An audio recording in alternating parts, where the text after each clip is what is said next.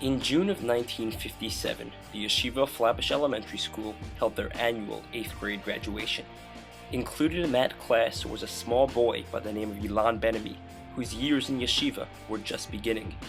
Almost 54 years later, Lonny's mark in this school's history is argued by few to be anything but legendary. After graduating Cornell as biology major, Lonny attended Columbia, where he received his master's in teaching. He was immediately offered several positions in public schools, and although they were attractive, he always said he didn't want to be a policeman, he wanted to be a teacher. As Principal Rabbi Eliach says, a teacher he certainly was. I know Lonny for probably about 55 years. In the 60s, he came to the Yeshiva Flatbush to apply for a job as a teacher. I interviewed him. I was impressed that he's a person with a strong standing, he's firm, he would be able to be a teacher in the Yeshiva Flatbush. But I asked he should give a model lesson. He gave a model lesson, we liked it very much. And since then, he was really one of the better teachers in the Yeshiva Flatbush. He was admired by students and by the supervisors as a very good teacher. In addition to that, he was not only a teacher, he was also in a certain way an educator.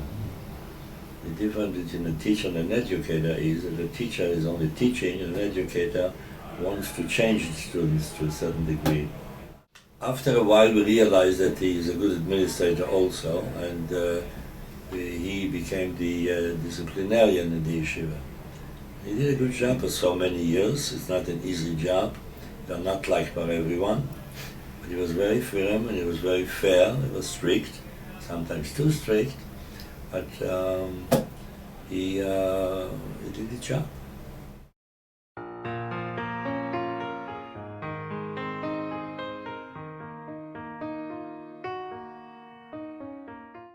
While Lonny seemed to enjoy teaching more and more each year, he also found himself interacting with students outside the classroom, which furthered his ability to not only have them view him as a teacher, but in a sense as one of them. Throughout his years in Flatbush, Lonny participated in numerous programs and plays, always finding ways to entertain the audience. But as Paul Cohen tells us, none was as good as his acting in the early 70s. I wrote a play with music and lyrics, and it was about Ms. Frankenstein, how Frankenstein's daughter goes into his line of work. And it ran about an hour, the play, and I got students from Yeshiva Flatbush to be in the play. And we had a director, and we put on the play.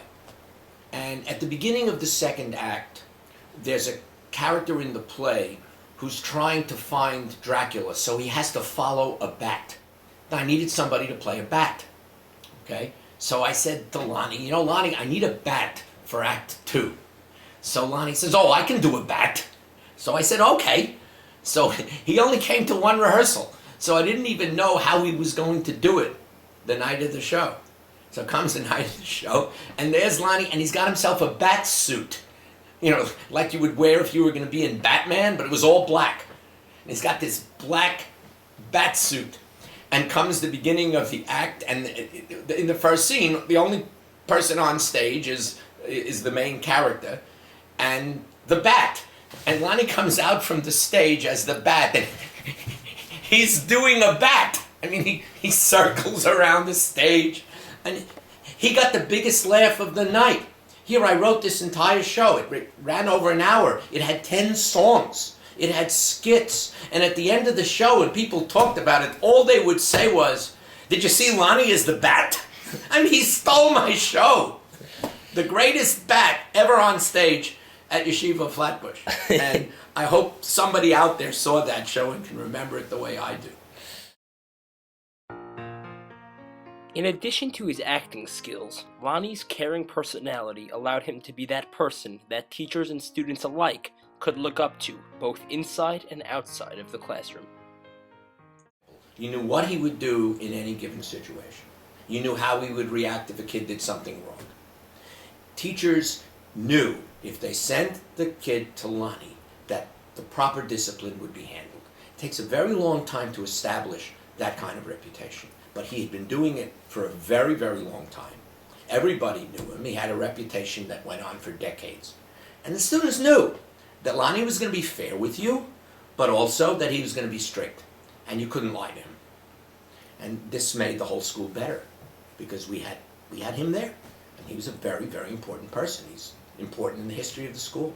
Lonny was very, very smart. I think a lot of people, unless they've seen him in the college bowl competitions we used to have, didn't realize just how smart he was or how knowledgeable he was. I mean, Lonny knew everything about everything.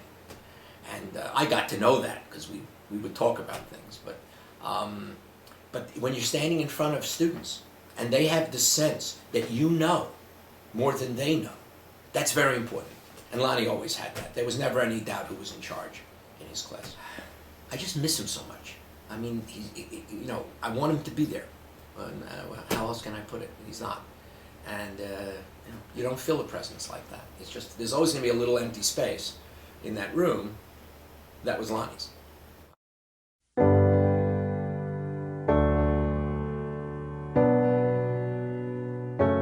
Some students remember Lonny as the organizer of the annual Sakin tournament, memorializing the life of his former student, Mark Sakin. Others remember Lonny as that larger-than-life personality that radiated to everyone around him and had him seeming so young for so many years. For Dr. Ricky Grazzi, it was a large combination of them both. Our class ended its Flatbush career in tragedy with the death of Mark Sakin.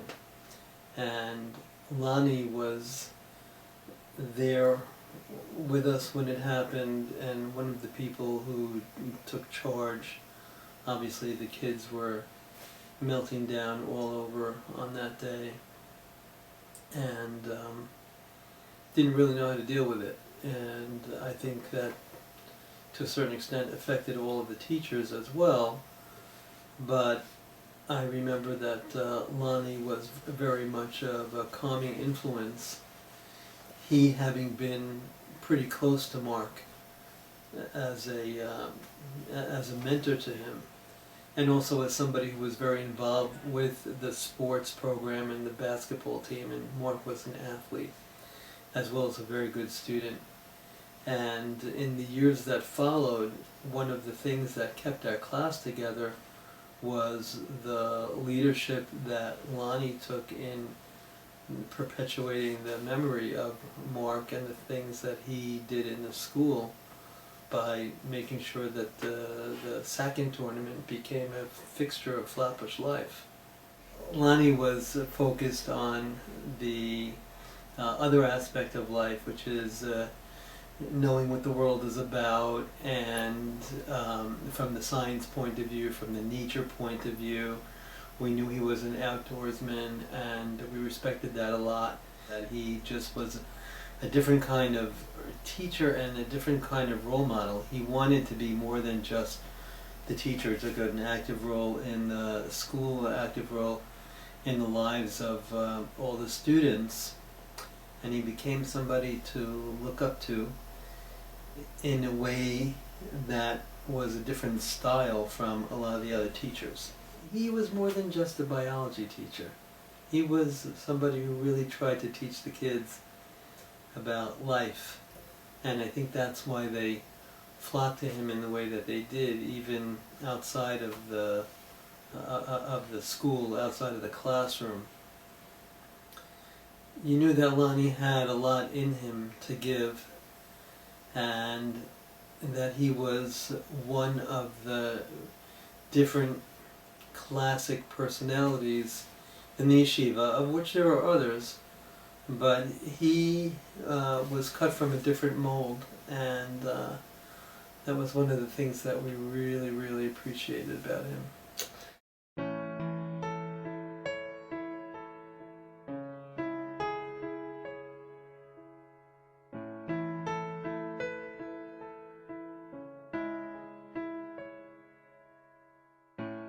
Among many of Lonny's strong beliefs was his unquestioned love for American patriotism. For years, Lonny took charge of different drives in the yeshiva, all aimed at showing his support and appreciation for the soldiers that fight for our safety. It was this unconditional devotion that really showed his students and his fellow colleagues what kind of person he really was. When I first came here, one of the first things I asked was, well, why aren't we off for Veterans Day? Because, of course, coming from a public school background, we were always off for Veterans Day.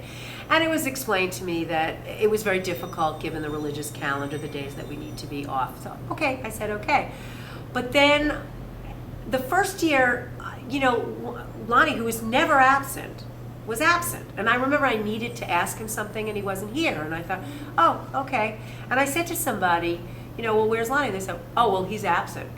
I said, I know, is he sick or something? Because he's never absent. Oh, no, it's Veterans Day. And I said, well, what do you mean it's Veterans Day? I don't get what you mean. They said, oh, Lonny's absent every Veterans Day. And I said, that's really interesting. So when he came back, I said to him, so what's the deal with the Veterans Day thing? And he said to me, I just think, he said, I can't really change the school policy. I understand why they have it, but I just think we really owe a debt of gratitude to these people who fought and, sacrificed, if not their lives, then certainly a portion of their lives to do this. And I just think we owe them at least a day off. He said to me, you don't have to be a soldier to honor soldiers. The idea that somehow only if you're a veteran, if you fought someplace, can you have a respect for soldiers. He thought that was silly. And he said to me, and I remember, I'm quoting him nearly exactly, he said to me, look, these people gave up so much, so like what am I giving up, a day's pay? How does that even compare?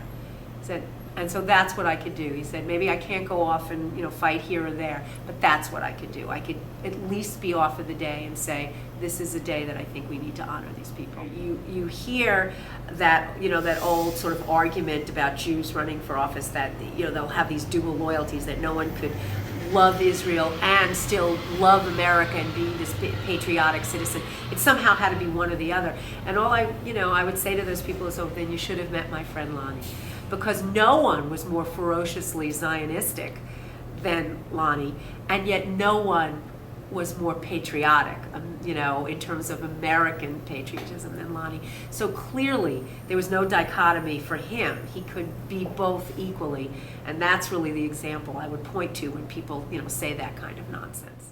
But in the end, when I think of Lonny, the thing I remember the most is, that he was a friend.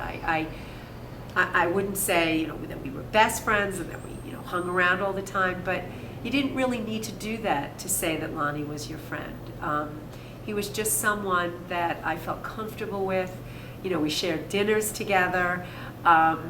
It's just, as I said, he's someone that I just felt, this is someone who has my back if I need it.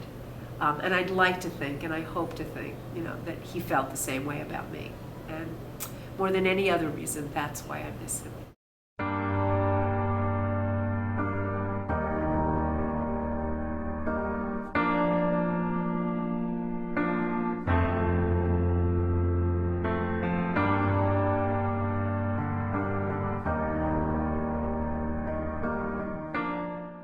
For Lonny, there was no better feeling than getting up in front of a classroom and teaching, as each year brought forward a new group of children ready to be blown away. Over 37 years, his love and devotion to education played the role in bringing out the best in his students. And through the thousands of those students he taught and helped mentor, Lonny's dedication to Flatbush is something that will always be remembered.